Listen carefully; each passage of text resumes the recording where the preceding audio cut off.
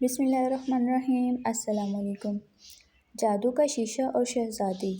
ملکہ عالیہ، بے شک آپ خوبصورت ہیں، لیکن آپ سے زیادہ خوبصورت آپ کی سوتیلی بیٹی ہما ہی ہے۔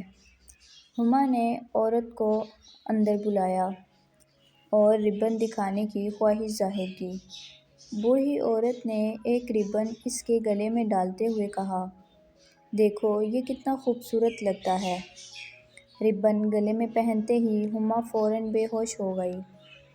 ملکہ سمجھی شہزادی مر چکی ہے، اس لیے وہ جلدی جلدی وہاں سے واپس بھاگ آئی۔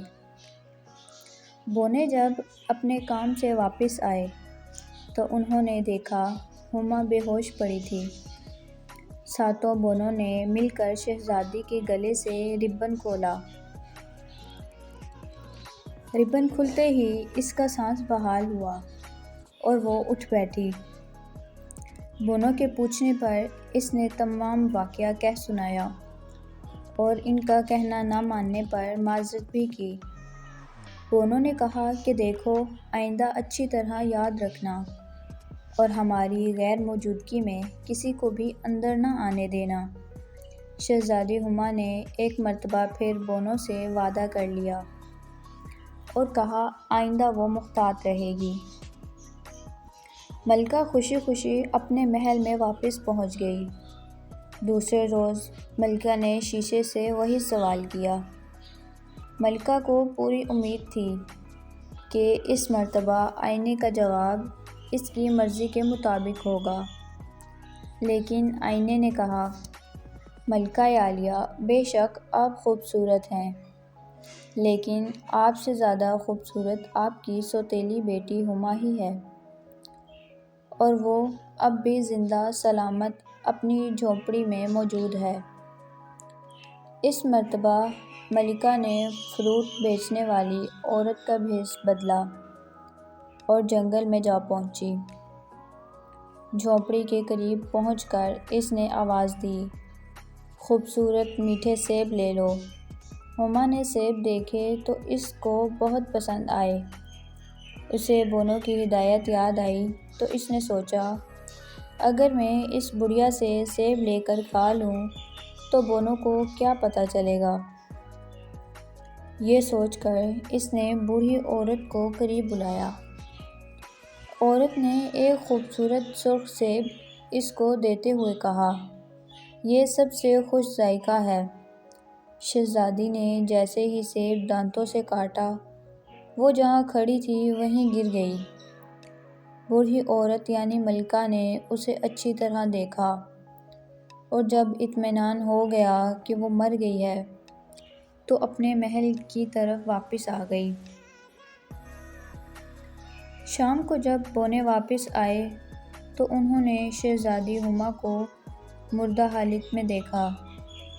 بونے بہت اداس ہوئے۔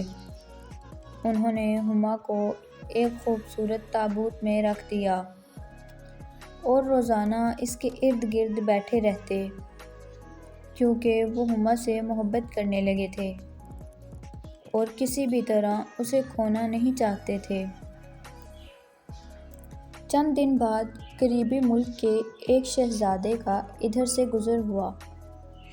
اس نے شہزادی کو دیکھا تو بونوں سے کہا وہ شہزادی اس کو دے دیں، لیکن بونوں نے انکار کر دیا۔ شہزادہ بہت اصرار کرتا رہا کہ وہ شہزادی کو لے کر ہی جائے گا، کیونکہ اس سے محبت ہو گئی ہے۔ آخر شہزادے کے اصرار پر بونوں نے آپس میں صلاح مشورہ کر کے اسے ہما کا تابوت لے جانے کی اجازت دے دی۔ شہزادے نے تابوت اٹھانا چاہا تو وزن زیادہ ہونے کی وجہ سے وہ لڑکھڑایا اور تابوت اس کے ہاتھوں سے چھوٹ کر گر گیا۔ تابوت گرنے کی وجہ سے شہزادی جھٹکے کے ساتھ گری تو اس کے حلق سے سیب کا ٹکڑا نکل کر باہر آ گرا اور شہزادی ہما اٹھ بیٹھی۔ دراصل ملکہ نے سیب کو زہر لگا کر شہزادی ہما کو کھلایا تھا، اس لیے وہ سمجھی کہ ہما مر گئی ہے۔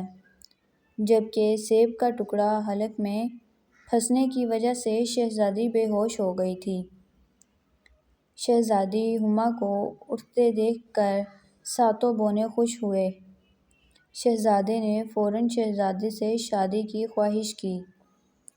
بونوں نے مل کر ان دونوں کی شادی کے انتظامات کے لیے کچھ دن بونوں کے پاس رہنے کے بعد ہما کو لے کر شہزادہ اپنے ملک روانہ ہو گیا۔ اگر آپ کو یہ کہانی پسند آئی ہو تو لائک، شیئر اور سبسکرائب کرنا مت بھولیں۔ Thanks for watching. اللہ حافظ۔